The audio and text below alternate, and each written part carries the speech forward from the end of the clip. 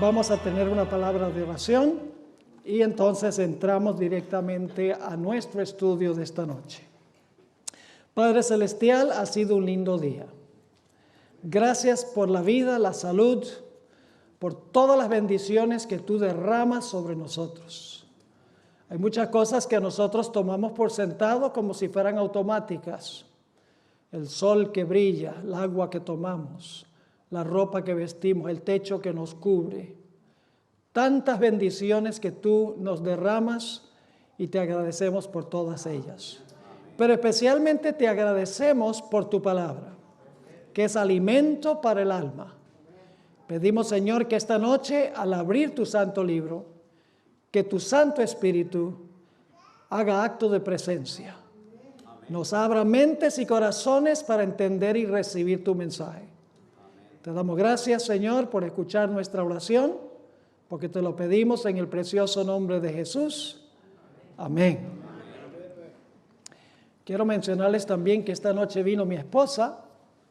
No la voy a hacer que se pare porque a ella no le gusta que yo la mande a parar.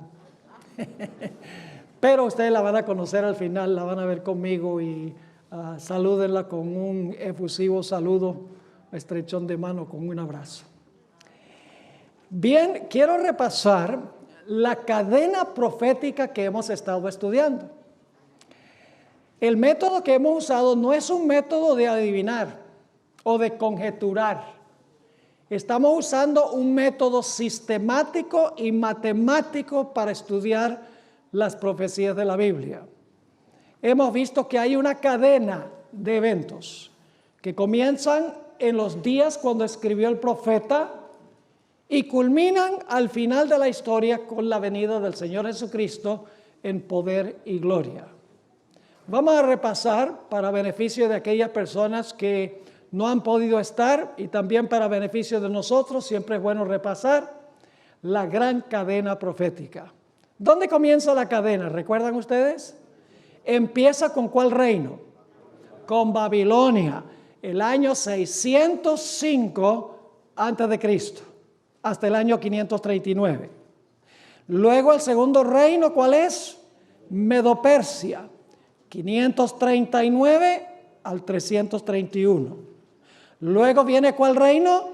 Grecia, 331 al 168 antes de Cristo. Luego viene ¿cuál imperio? Roma.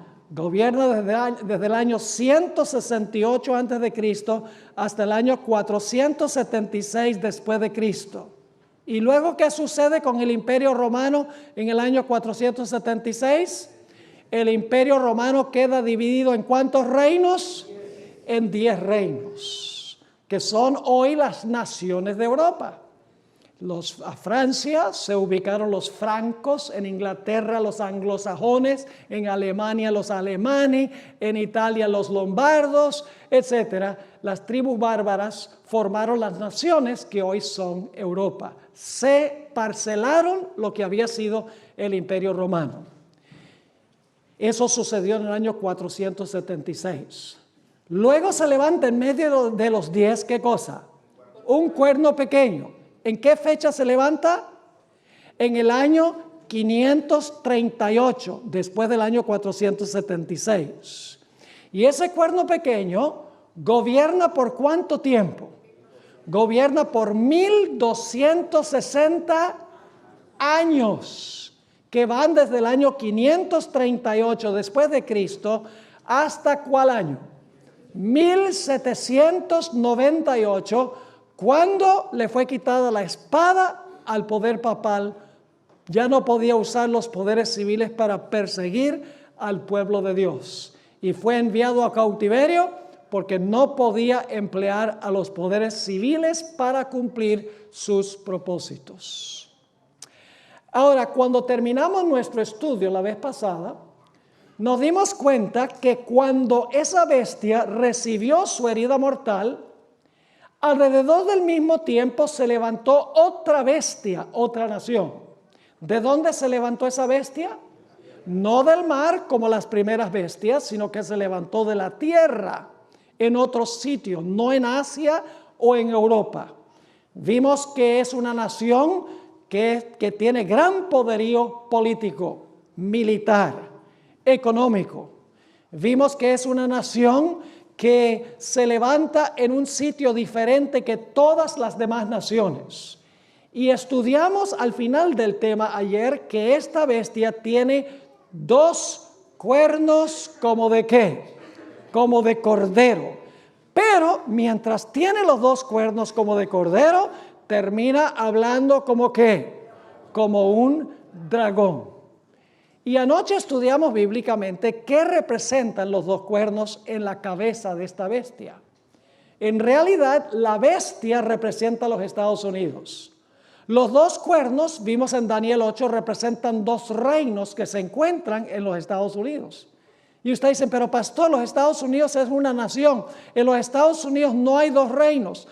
En los Estados Unidos hay 2 reinos separados uno del otro por los padres constitucionales de este país. Los 2 reinos son los reinos que reconoció Jesús. ¿Cuáles fueron los reinos que reconoció Jesús? Dad pues a César lo que es de César y a Dios lo que es de Dios. ¿Qué representa César? El poder ¿qué? Civil. ¿Cuál es el reino de Dios en la tierra? La iglesia. Es decir, Jesús reconoció la legítima existencia de 2 reinos, la iglesia y el Estado. Cada uno de estos reinos con su propia espada. ¿Cuál es la espada de la iglesia? La palabra de Dios. Yo la estoy usando esta noche predicando. ¿Cuál es la espada del poder civil? El poder que tiene para castigar violaciones del Código Civil. ¿Me están siguiendo hasta ahora?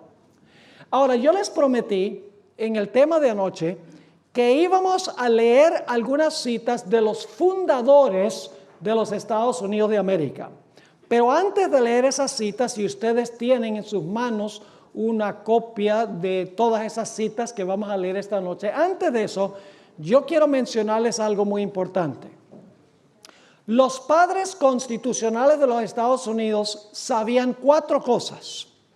Tenemos que entender los documentos que fundaron esta nación en el contexto de 4 cosas muy importantes. En primer lugar, los padres constitucionales de los Estados Unidos eran grandes admiradores de Cristo Jesús.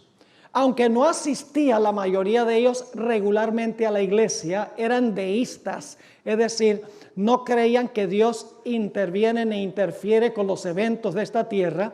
Sin embargo, ellos conocían bien la Biblia y sabían en primer lugar que Jesús había sido crucificado por una unión, una alianza entre la iglesia apóstata de la época de Cristo con el poder civil de Roma.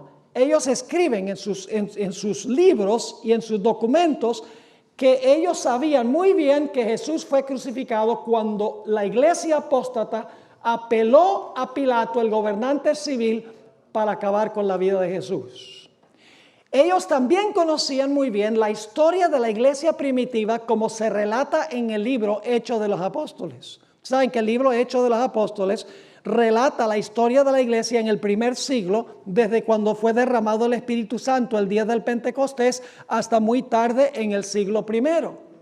Y ellos se dieron cuenta que en el libro de Hechos, vez tras vez tras vez, los judíos apelaban al gobierno romano para castigar a los que estaban predicando el Evangelio de Cristo.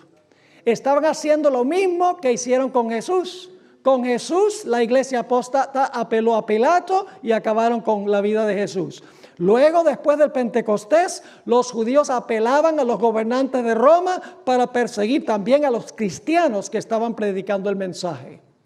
Pero los fundadores de los Estados Unidos también conocían muy bien la historia de los Estados Unidos durante la época colonial. Ahora, escuchen bien. Tal vez ni siquiera debería decir la historia de los Estados Unidos en la época colonial, porque en la época colonial no existían los Estados Unidos. Lo que existían eran 13 colonias de Inglaterra. Este país no era independiente. Las 13 colonias estaban en el este de los Estados Unidos. Eran sencillamente colonias de Gran Bretaña. Así que no había Estados Unidos cuando llegaron los peregrinos acá en el año 1620. Los padres fundadores de los Estados Unidos, que se levantan en los años 1770, 1780 hasta 1790, durante ese periodo, conocían muy bien cómo había sido este lugar durante la época colonial. Posiblemente muchos aquí no sepan que durante la época colonial usted tenía que pertenecer a la iglesia establecida de la colonia, que era la iglesia puritana, la iglesia anglicana. Si usted no pertenecía a la iglesia oficial de la colonia, usted no podía servir en un puesto político. Una condición para servir en un puesto político era que usted tenía que pertenecer a la iglesia oficialmente reconocida. En la época colonial también la gente le daba los diezmos al gobierno y el gobierno le pagaba a los ministros. Pero los únicos ministros que eran pagos eran los que pertenecían a la iglesia oficial de la colonia. Además de eso, por lo menos en 3 de las 13 colonias, había un decreto de muerte para la gente que insistía en no asistir a la iglesia el domingo, que ellos creían que era el día de reposo.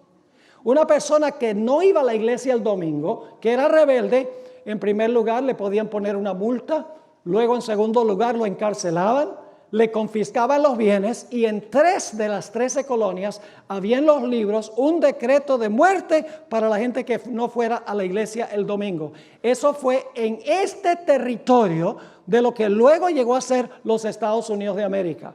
Los peregrinos llegaron en 1620 de Europa buscando libertad y luego le quitaron la libertad a todos los que no estaban de acuerdo con ellos. Los fundadores de los Estados Unidos conocían la historia de la época colonial. También conocían muy bien los fundadores de este país la historia de la iglesia durante los 1260 años. Vez tras vez tras vez, los fundadores de los Estados Unidos en su época constitucional se refieren, por ejemplo, a la Inquisición. Se refieren constantemente de cómo durante los 1260 años la iglesia romana, el papado, apelaba a los poderes civiles de Europa para perseguir a los que no concordaban con las creencias y las prácticas de la iglesia papal. Así que los fundadores en ese contexto, conociendo que Jesús había sido martirizado por una unión de la iglesia con el Estado, que después de la ascensión de Cristo, la iglesia apóstata siguió apelando al Estado para castigar a los que predicaban el Evangelio, sabiendo que en la época colonial la iglesia se había unido con el poder civil para castigar a los que no estaban de acuerdo con la iglesia oficial, y sabiendo cómo el papado durante los 1260 años había apelado a los gobiernos civiles de Europa para castigar a los que no estaban de acuerdo con las enseñanzas y prácticas de la iglesia, ellos dijeron: ahora nosotros vamos a fundar una nación a donde no tengamos ese problema. Vamos a fundar una nación a donde la iglesia pueda funcionar como iglesia y el Estado pueda funcionar como Estado, no juntos ni revueltos, sino separados. La iglesia con su espada, la Biblia, y el poder civil con su espada, la capacidad de castigar a aquellos que violan el Código Civil. Y por lo tanto, en el año 1776 se firmó la Declaración de Independencia de los Estados Unidos, independencia de Gran Bretaña. Entre otras cosas, la Declaración de Independencia decía que todos los seres humanos fueron creados iguales y tienen ciertos derechos inalienables. ¿Qué significa inalienables? Significa que nadie se los puede quitar porque son garantizados por Dios directamente. Ningún gobierno los puede quitar. El hombre fue dado, Dios le dio al hombre ciertos derechos inalienables, entre los cuales están la vida, la libertad y la búsqueda de la felicidad. Eso fue en 1776. Luego, en 1787, se ratificó la Constitución de los Estados Unidos. En la Constitución, básicamente, la idea principal es un gobierno del pueblo, para el pueblo y por el pueblo. Antes de eso, ¿quién gobernaba en asuntos civiles? El rey. Si el rey decía salta, tú decías cuán alto. porque el rey en asuntos civiles mandaba y la gente sencillamente obedecía. La gente no tenía ningún derecho de opinar. Y en asuntos religiosos tampoco la gente tenía libertad religiosa, porque lo que decía el Papa, eso era lo que la gente tenía que obedecer en asuntos de religión. Y por lo tanto los fundadores dijeron, esta nueva nación, nosotros vamos a establecer una constitución a donde el pueblo se gobierne a sí mismo a través de sus representantes. En vez del poder fluir de arriba hacia abajo, el poder va a fluir de abajo hacia arriba. La gente se va a gobernar ella misma a través de los representantes que ellos mismos eligen. Es decir, un gobierno del pueblo, para el pueblo y por el pueblo. Y luego en 1791, 7 años antes de la herida mortal, se firmó el Acta de Derechos, que se conoce en inglés como The Bill of Rights, que son las primeras 10 enmiendas a la Constitución de los Estados Unidos. Las enmiendas son parte de la Constitución, no son algo separado, diferente que la Constitución. Las enmiendas son parte de la Constitución. Así que en 1791 se ratificó el Acta de Derechos o Bill of Rights, y básicamente eso lo vamos a estudiar un poco más adelante en nuestro tema esta noche.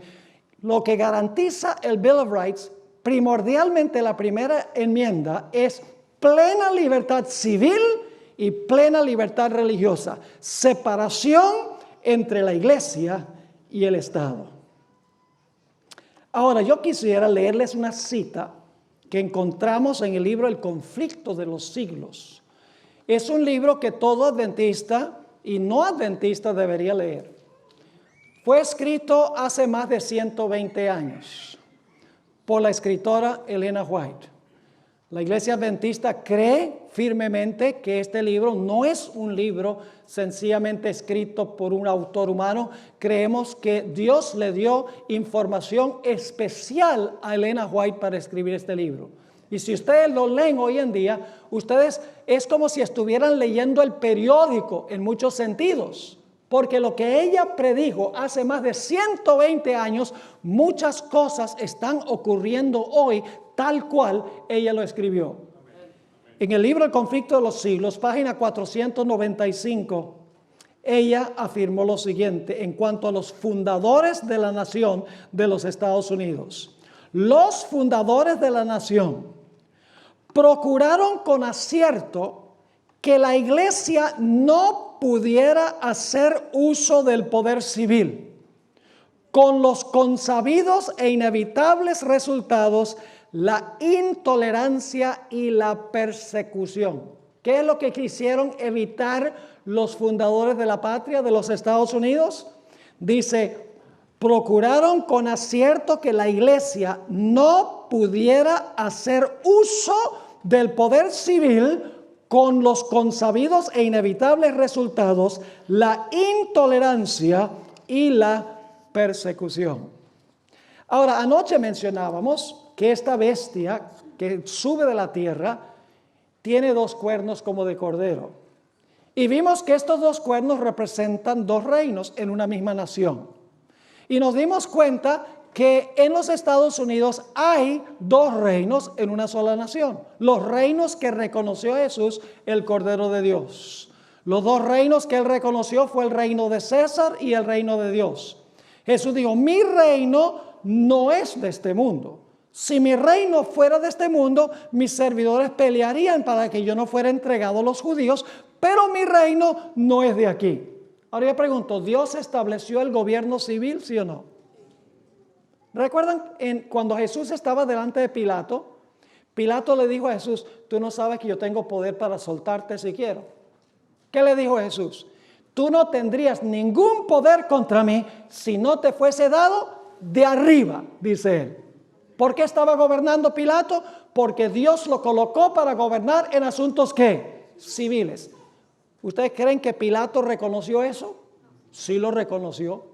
Porque 4 veces, cuando Jesús estaba ante los judíos, Pilato salió y públicamente dijo, yo no hallo ningún delito en este hombre.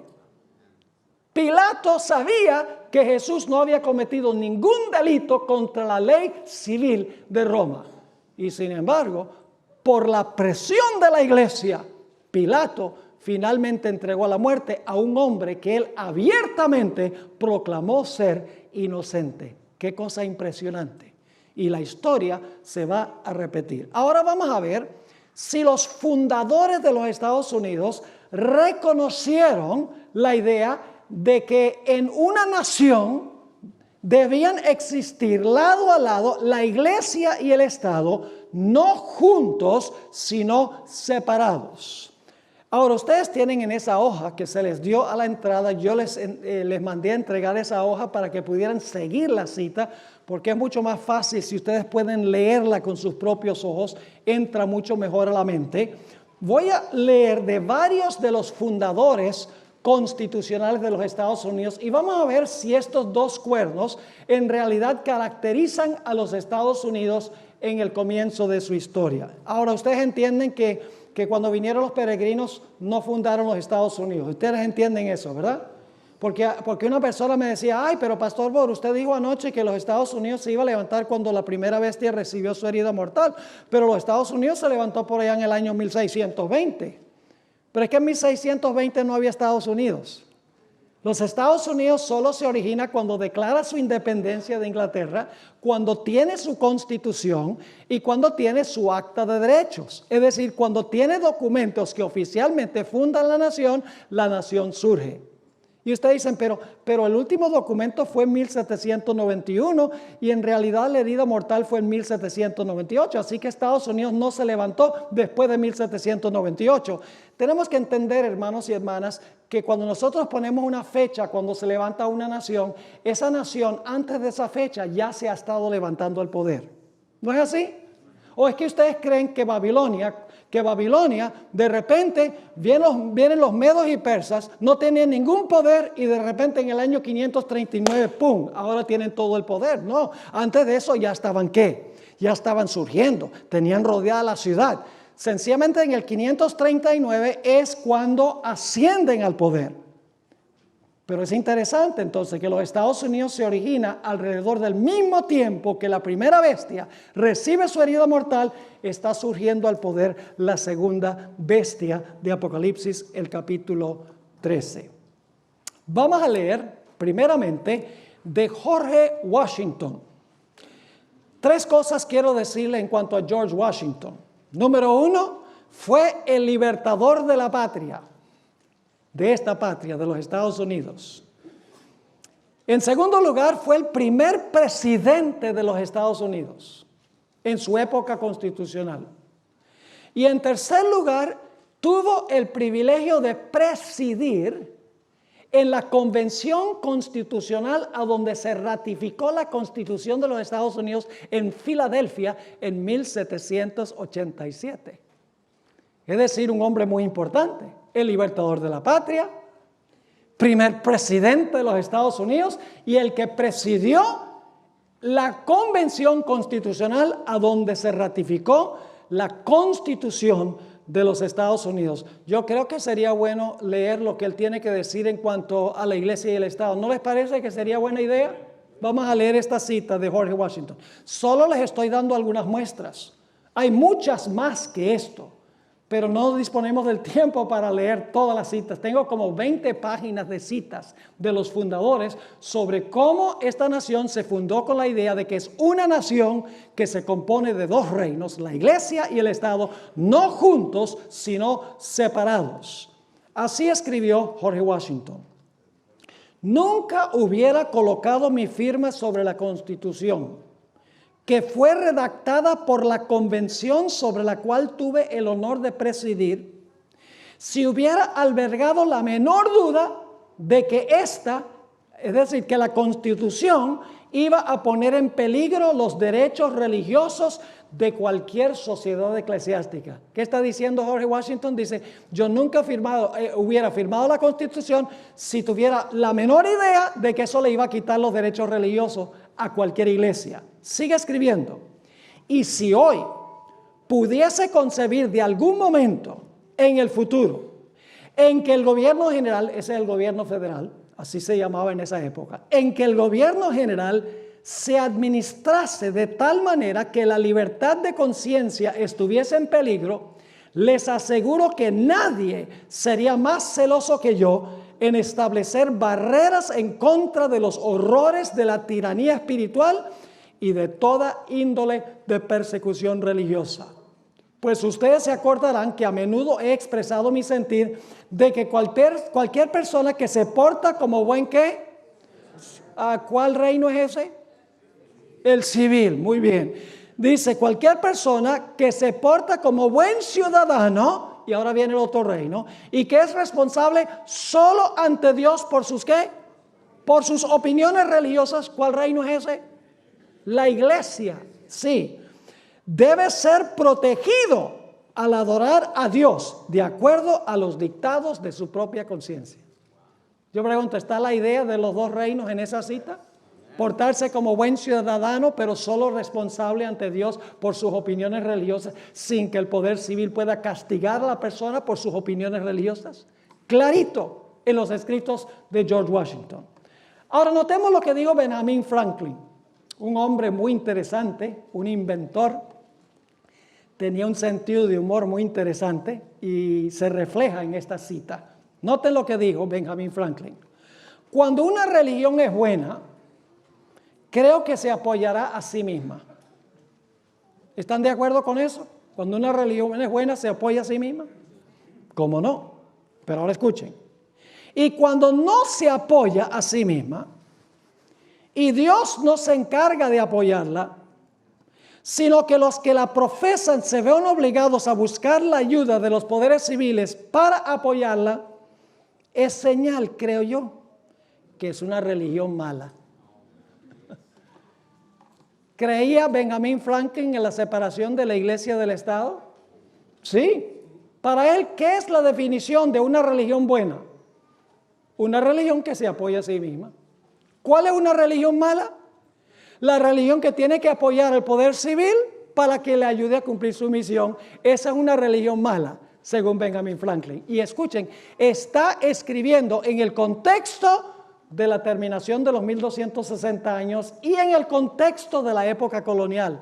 Él sabía muy bien lo que había ocurrido en el pasado cuando la iglesia usaba el poder civil para cumplir sus propósitos. Ahora hablemos un poco de Thomas Jefferson. Thomas Jefferson, un hombre muy interesante. Si ustedes han visitado la ciudad de Washington, D.C., van a encontrar un monumento muy grande y hermoso en honor a Jefferson. Es un monumento a donde me gusta ir y sencillamente sentarme allí porque hay varias inscripciones en este monumento de mármol blanco. Inscripciones en cuanto a sus puntos de vista sobre la libertad civil y la libertad religiosa.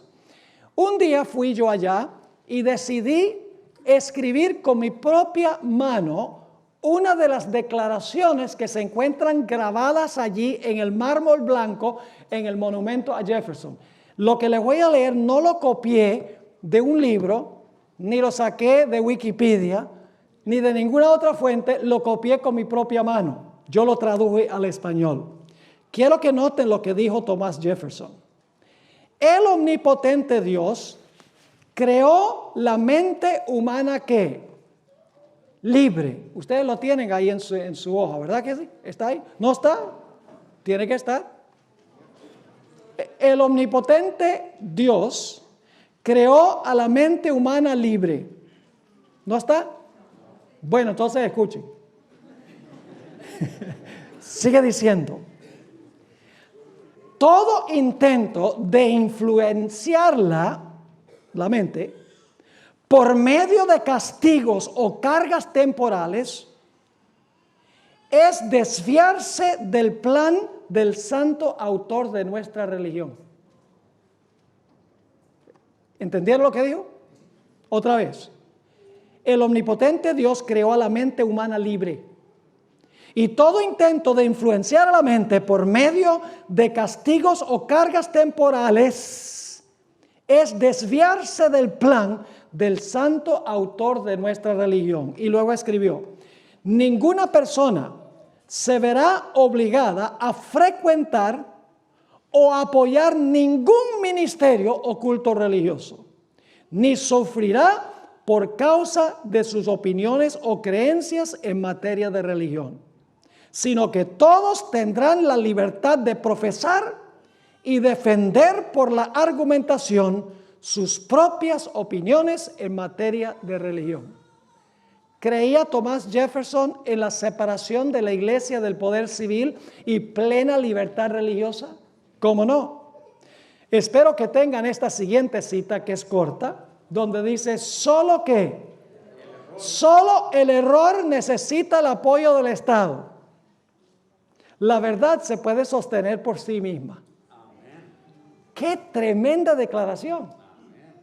Cuando una iglesia enseña el error, tiene miedo de que la gente investigue lo que enseña la iglesia y descubra que es un error. Así que la forma en que se obliga a la gente a aceptarlo es por medio de penalidades civiles, como se hacía con la Inquisición. Si la persona no estaba de acuerdo con lo que enseñaba la iglesia y usaba argumentos bíblicos y decía: mira, la iglesia está equivocada en esta doctrina porque la Biblia enseña esto y esto y esto, ¿qué decía la iglesia? La iglesia decía: bueno, está bien, tú tienes derecho a tu opinión. ¿Eso es lo que decía la iglesia? No, la iglesia decía al emperador: mira, no está de acuerdo con la iglesia, ¿qué vas a hacer? Bueno, hagámosle una inquisición y quemémoslo en la estaca. Usaba el poder civil para castigar opiniones religiosas. Los fundadores dijeron: eso no va a pasar aquí. En cuanto a los poderes legítimos del gobierno, Thomas Jefferson una vez escribió lo siguiente: los poderes legítimos del gobierno se limitan tan solo a las acciones que le causan daño a los demás. ¿Cuál es la función del poder civil? Del poder civil es ¿qué cosa? Castigar a los que ¿qué? A los que le hacen daño a los demás. Yo pregunto, si un hijo maltrata a los padres, ¿el poder civil tiene derecho de castigar a esa persona? Sí. Si una persona mata a otra, ¿el poder civil tiene autoridad para castigar a esa persona? Sí. ¿El gobierno debe proteger el matrimonio como una institución? Claro que sí, no lo ha hecho muy bien, pero debe hacerlo. ¿El gobierno tiene el deber de proteger la propiedad? Claro. ¿El gobierno tiene el deber de proteger la reputación? ¿Alguien lo puede llevar a usted a un tribunal si usted dice una mentira y le daña la reputación a una persona? ¿Cómo no? Es decir, el papel del gobierno es castigar acciones que le causan daño a los demás. Pero ahora fíjense lo que dijo Jefferson. Dijo: a mí no me hace ningún daño si mi vecino cree que hay 20 dioses o ningún dios. Esto ni me roba la billetera ni me quiebra la pierna. Yo le pregunto, ¿le causa daño a usted que su vecino crea que hay 1000 dioses? ¿Le rompe la pierna? ¿Le roba la billetera? ¿Le roba la esposa? ¿Le daña la reputación? No. Así que ¿puede el gobierno interferir en eso? No puede interferir en asuntos de religión. Saben que Jefferson también en muchos lugares de sus escritos condenó a los líderes religiosos que usaban el poder civil. Noten lo que dijo Jefferson en una carta a Van Humboldt en 1813. Dijo lo siguiente: creo que la historia no nos da ni un solo ejemplo en que un pueblo dominado por un sacerdocio disfrute de un gobierno civil libre. ¿Entiende lo que está diciendo? Dice: yo no veo ni un solo ejemplo donde un gobierno civil haya sido gobernado por un sacerdocio a donde la gente tenga libertad. En otra cita encontramos que Jefferson dijo: en todos los países y en todas las eras o las edades, el sacerdote ha sido hostil a la libertad. Siempre se alía con el déspota, apoyando sus abusos a cambio de su protección. ¡Qué cita tan extraordinaria! Yo pregunto, ¿creía Thomas Jefferson en la separación de la iglesia del Estado en sus escritos? creía que la iglesia debe funcionar como iglesia y el Estado como Estado, que la gente tiene derecho a sus opiniones religiosas con tal que no le causen daño a otra persona. ¿Cómo no? Claramente en los escritos de Jefferson encontramos esta idea de dos reinos en una misma nación, pero no juntos, sino separados uno del otro. El gobierno no puede meterse en nada que tenga que ver religión. No puede hacer leyes que tengan que ver con religión. Ahora, había una sociedad bautista que en el año 1802 le escribió una carta a Thomas Jefferson, porque ellos estaban preocupados de que de alguna forma se les iban a quitar sus derechos y su libertad religiosa.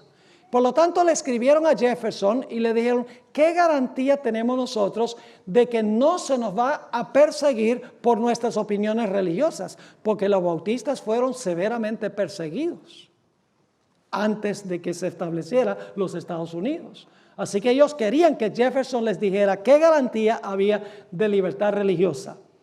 Y encontramos que Thomas Jefferson les escribió una carta a la Asociación Bautista de Danbury, a donde mencionó lo que se menciona tan comúnmente hoy en día. Se habla del muro de separación entre la iglesia y el Estado. The wall of separation between church and state. En esa carta a la iglesia, a la Asociación Bautista de Danbury, fue que Jefferson usó esas famosas palabras. Quiero leerles esa cita que ustedes deben tener en su material. Dijo o escribió Thomas Jefferson, creyendo como ustedes, es decir, como esta sociedad bautista, que la religión es algo que debe permanecer solo entre el hombre y su Dios. ¿Puede el gobierno meterse en asuntos de religión, según Jefferson? No.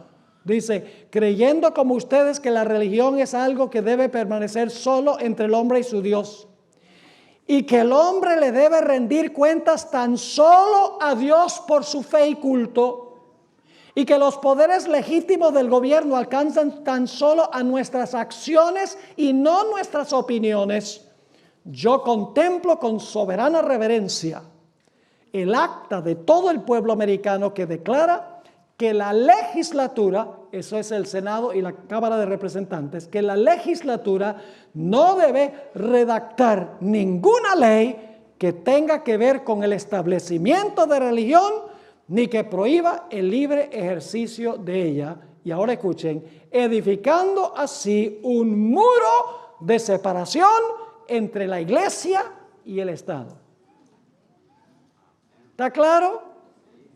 Jefferson creía en un muro de separación entre iglesia y Estado, porque él estaba escribiendo en una época cuando recordaba lo que había pasado en la época colonial. Recordaban muy vívidamente lo que había ocurrido durante los 1260 años. Es más, los 1260 años terminaron solamente 7 años después que se ratificó la primera enmienda a la Constitución de los Estados Unidos. Ellos estaban escribiendo en el contexto de la persecución que había existido por causa de la religión, usando el poder civil para castigar a los que no estaban de acuerdo con la iglesia, y dijeron, en esta nación que estamos fundando, no va a ser así, va a ser una nación distinta, donde se separa la iglesia del Estado. Ahora, ¿qué dijo Jaime Madison? Jaime Madison se conoce como el padre de la Constitución de los Estados Unidos. Fue el arquitecto de la Constitución, un hombre súper inteligente. Y fíjense lo que escribió. No veo ni una sombra de bien en que el gobierno general, recuerden que eso es el gobierno federal, en que el gobierno general se entrometa con la religión. ¿Qué dice él? No hay ni una sombra de bien en que el gobierno federal se entrometa ¿en qué? En la religión. Aún la más mínima interferencia del poder civil en la religión sería una usurpación descarada. Puedo apelar a mi conducta uniforme en este asunto, que siempre he apoyado cálidamente, ¿qué cosa? La libertad religiosa.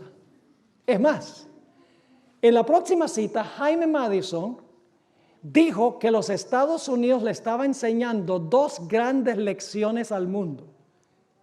Lo que sucedió en los Estados Unidos en sus comienzos fue un experimento que estaba observando todos los países de Europa. Estaban mirando a ver cómo iba a funcionar este experimento, donde la gente se gobernara a sí mismo, donde el pueblo fuera los gobernantes a través de sus representantes, donde no había un rey que mandara o un papa que mandara en asuntos religiosos, sino que cada uno podía vivir de acuerdo a los dictámenes de su propia conciencia. Fíjense lo que dijo o lo que escribió Jaime Madison en 1822. Dijo Madison: los Estados Unidos, le estamos enseñando al mundo la gran verdad que los gobiernos pueden existir mejor sin reyes y nobles que con ellos. Es decir, los gobiernos funcionan, ¿qué cosa? Mejor sin reyes y nobles que con reyes y nobles. Y luego escribe lo siguiente. Dice, el mérito se duplica, es decir, la lección se duplica por la otra lección que nos enseña, y es que la religión florece con mayor pureza sin la ayuda del gobierno, más bien que con su ayuda. Qué tremenda cita, ¿verdad? Extraordinaria. Jaime Madison creía en la separación de la iglesia del Estado. A veces yo le pregunto a la gente, ¿a cuántos reinos perteneces tú en los Estados Unidos? Bueno, yo soy nacido en los Estados Unidos. Yo nací en Wisconsin. Así que yo soy ciudadano de los Estados Unidos. Pero también soy miembro de la iglesia adventista. También soy ciudadano de la iglesia. En una misma nación. Y tengo un pasaporte que me permite viajar a todo el mundo. Y tengo mi pasaporte, la sangre del Cordero, que me garantiza el viaje al cielo. Así que estoy en una nación, pero en esa nación soy ciudadano de dos reinos. Porque soy ciudadano de los Estados Unidos y soy ciudadano también de la iglesia. Cuando fui bautizado llegué a ser miembro de este reino de la iglesia. Ahora hablemos de Juan Adams. También fue presidente de los Estados Unidos.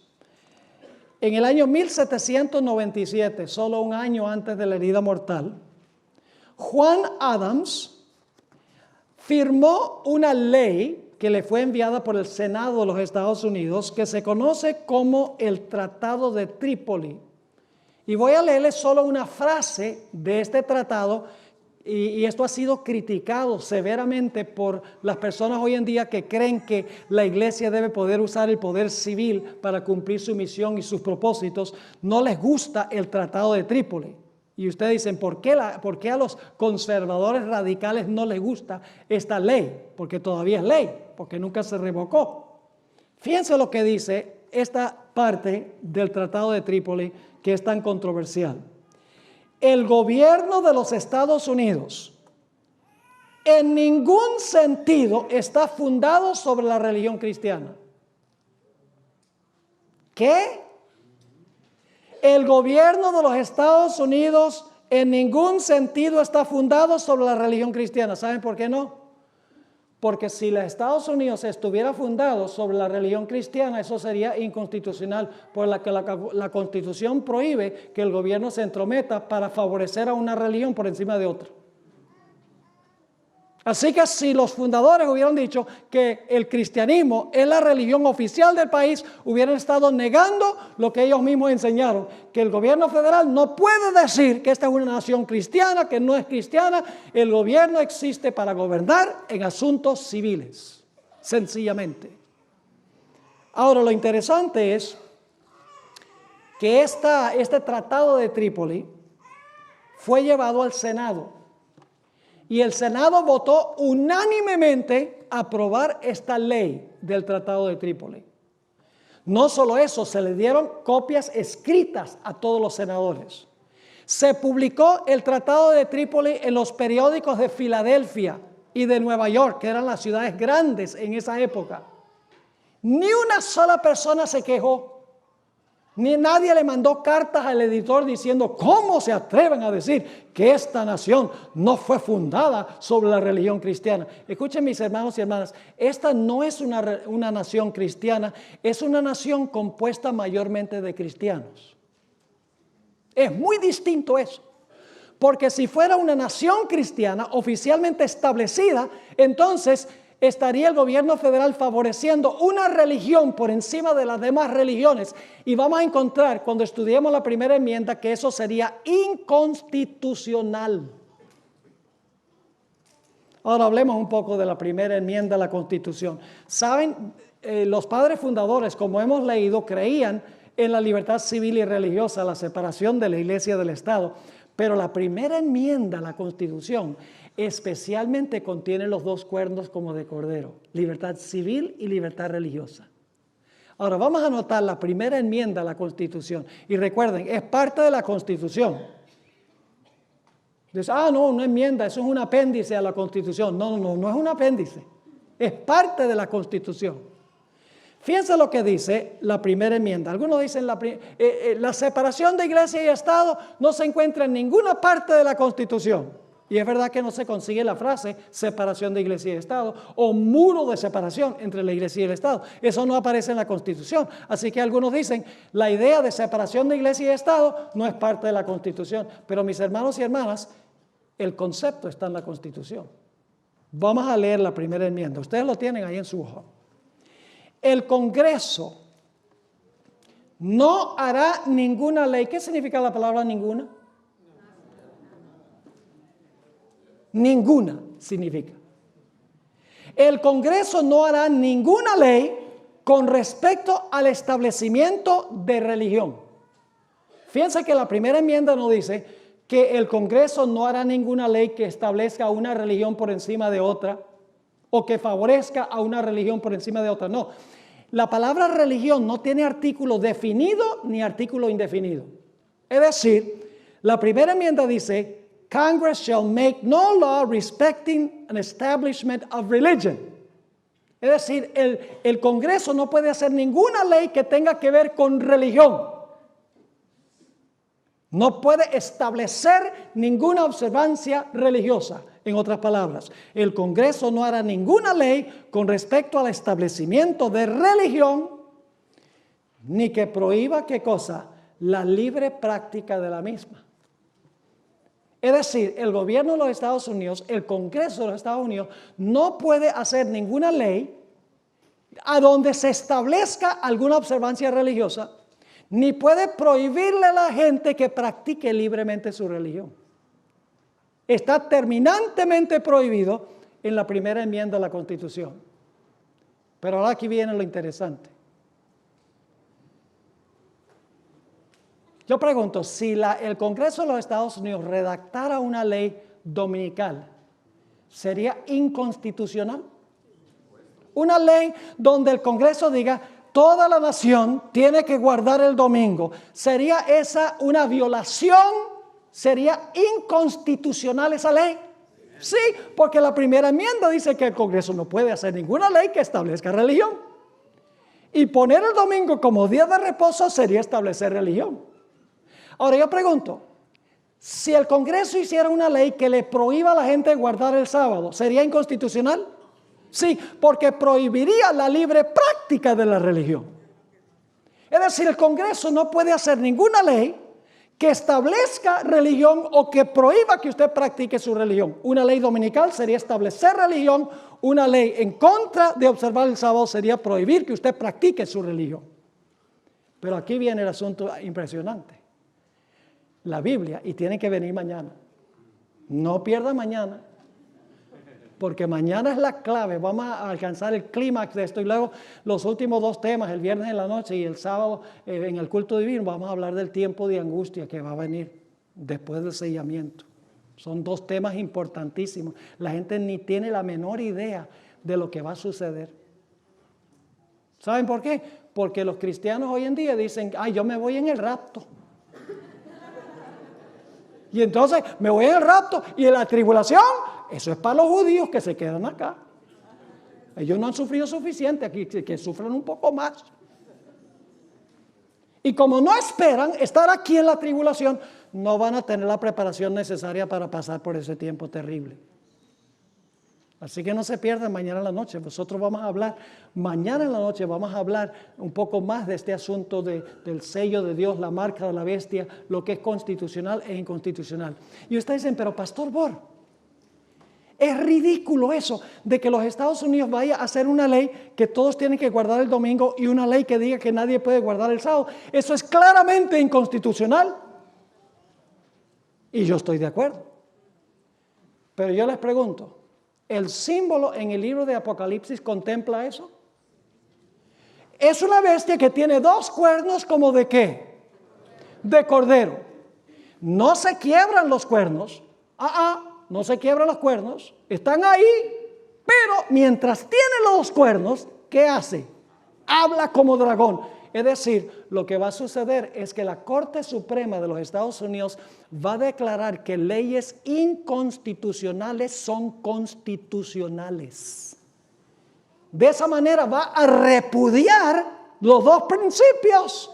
Va a decir, todavía creemos en esos 2 principios, pero los va a negar en la práctica. Va a profesar una cosa y va a practicar otra cosa. Los Estados Unidos, como muchos otros países, tiene 3 ramas de gobierno. Tiene el poder legislativo. El poder legislativo redacta las leyes. Tiene el poder ejecutivo que hace cumplir las leyes. Y tiene el poder judicial, primordialmente la Corte Suprema, que interpreta las leyes para determinar si esas leyes son constitucionales o no.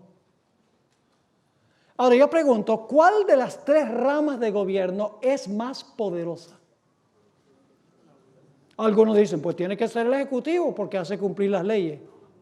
Otros dicen, no, es el Congreso porque el Congreso redacta las leyes. La rama de gobierno más poderosa es la Corte Suprema de los Estados Unidos. Y ustedes dicen, ¿pero por qué, pastor? Les explico.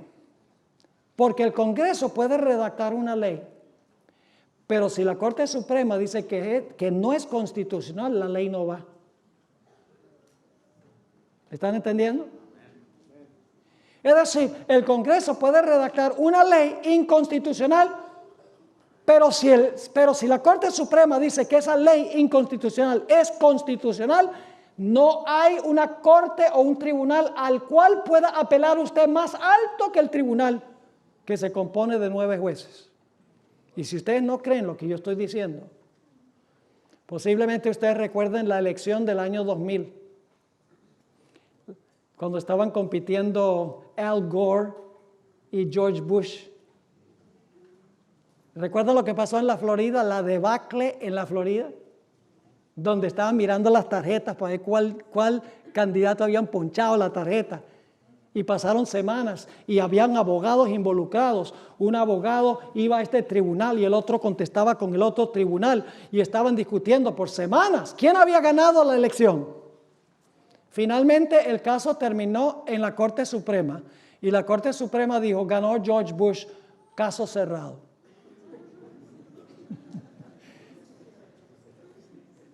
¿A dónde se podía apelar esa decisión? A ninguna parte. La Corte Suprema de los Estados Unidos eligió al presidente de los Estados Unidos en el año 2000. Ese es el nivel de poder que tiene la Corte Suprema en este país.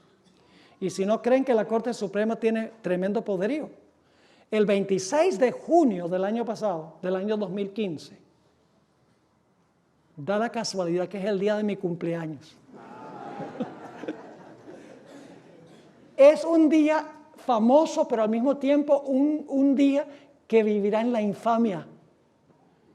Ese día, la Corte Suprema de los Estados Unidos, en un voto de 5 contra 4, porque solamente es una simple mayoría, y la ley va.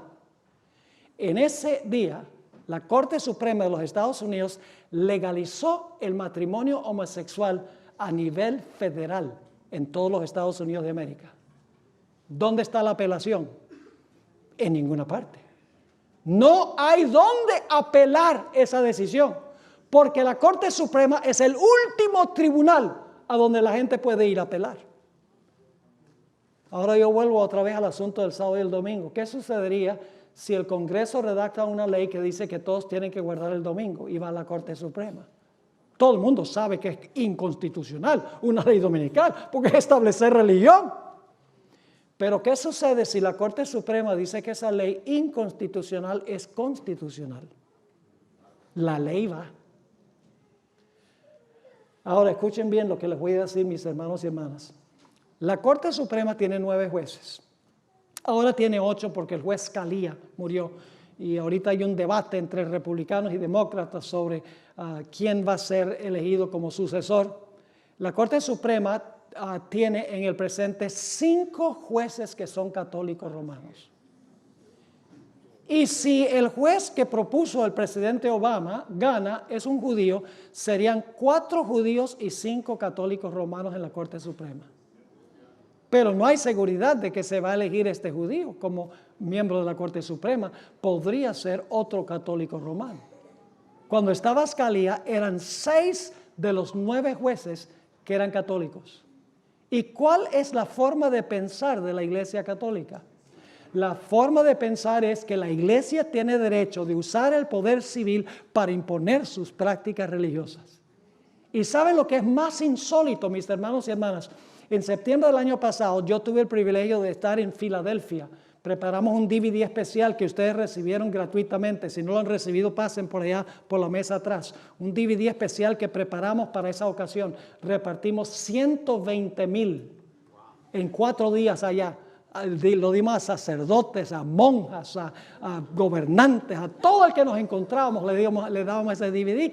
2 horas presentando el sábado de Génesis y Apocalipsis y 2 horas una síntesis de lo que yo les estoy dando aquí en estas noches.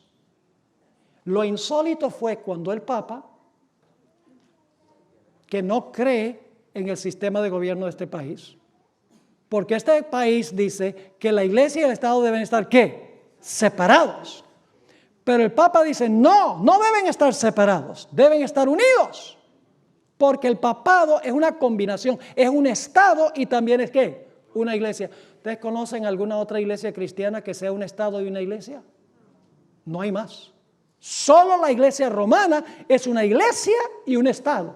Eso es lo que significa la palabra papado. La palabra papado no es la iglesia católica. Como iglesia, papado significa un sistema que une el poder civil con el poder religioso. Y la herida mortal significa que el poder civil es quitado.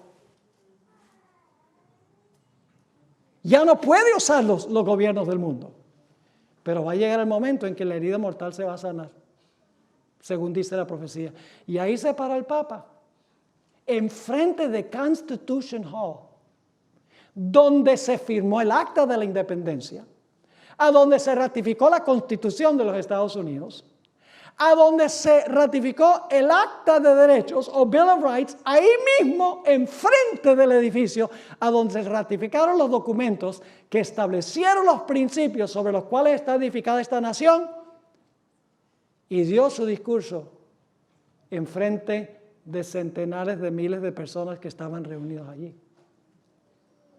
Mis hermanos y hermanas, yo no tengo dudas de que nosotros estamos viviendo en el umbral de grandes cosas que están por ocurrir en este mundo. Ahora, quiero mencionar que cada vez que el poder civil legisla religión, el resultado es persecución.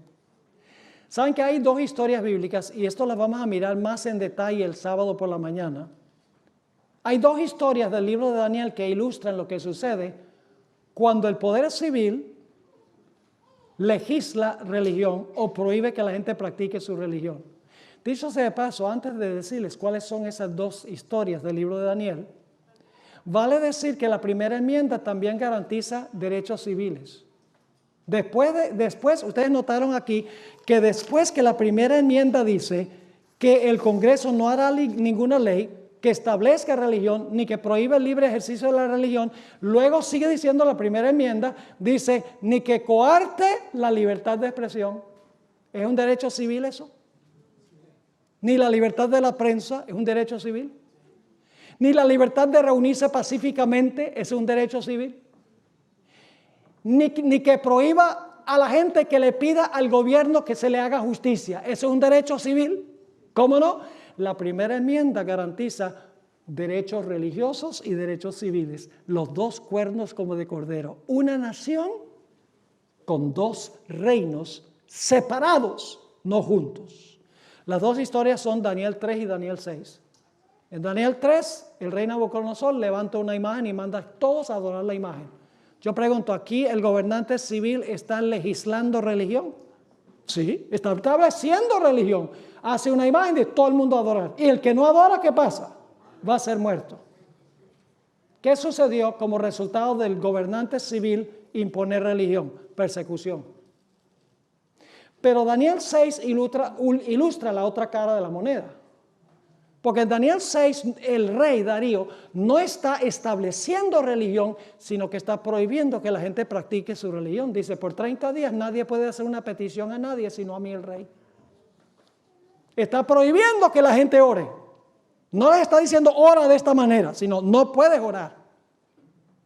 Es una violación de la segunda cláusula de la primera enmienda, prohibiendo el libre ejercicio de la religión. Y yo pregunto, ¿qué hizo Daniel? Daniel dijo, pues, no ofendamos al rey. No hay necesidad. Dejemos las ventanas cerradas. Porque no hay necesidad de ofender al rey. Cerremos. No. ¿Qué hizo? Como solía hacer de costumbre, 3 veces por día, abrió las ventanas de par en par. ¿Qué le pasó? Cuando el poder civil hizo esta ley prohibiendo que practicara su religión, vino ¿qué cosa? Persecución. Cuando la iglesia usa el poder civil para imponer sus creencias y sus prácticas, viene automáticamente la persecución. Y la Biblia nos dice que el poder papal va a recuperar la espada que perdió. Y el poder civil lo va a soltar del cautiverio, lo va a soltar de la cárcel. Y su dominio no solo será en Europa, sino su dominio será global. Porque la Biblia dice que toda la tierra, todo el mundo se maravilló en pos de la bestia. Yo vi cómo eso puede cumplirse muy bien cuando estuvimos en Filadelfia. Más de 1 millón de personas esperando la procesión papal que venía a un concierto especial el sábado por la noche. Millones de personas ahí a lo largo de la carretera por donde iba a llegar el Papa. Ustedes hubieran escuchado la gritería. El representante de Dios, el vicario de Dios, decía la gente. Millones. De toda nación, tribu, lengua y pueblo. De todas las religiones estaban presentes allí. Es más, los pastores protestantes hoy están haciendo viajes a Roma. Los grandes pastores, Joel Osteen, Rick Warren, entre otros, James Robinson, Tony Palmer. Yo podría mencionarles, tal vez algunos de ustedes nunca han escuchado estos nombres. Son los grandes evangelistas protestantes de la televisión haciendo viajes a Roma y expresando su admiración por esta iglesia romana. Ciertamente, hermanos y hermanas, estamos viviendo al final de la cadena profética. Vamos a repasar la cadena. Mi esposa me dice que yo repaso mucho. Yo le digo a mi esposa, mira, ¿cómo tú crees que el loro aprende a hablar? Repitiendo, ¿verdad que sí? Vamos a la cadena. ¿Dónde comienza la cadena? Babilonia. Luego, Medo-Persia. Luego, Grecia. Luego el imperio romano. Luego, ¿qué pasa con el imperio?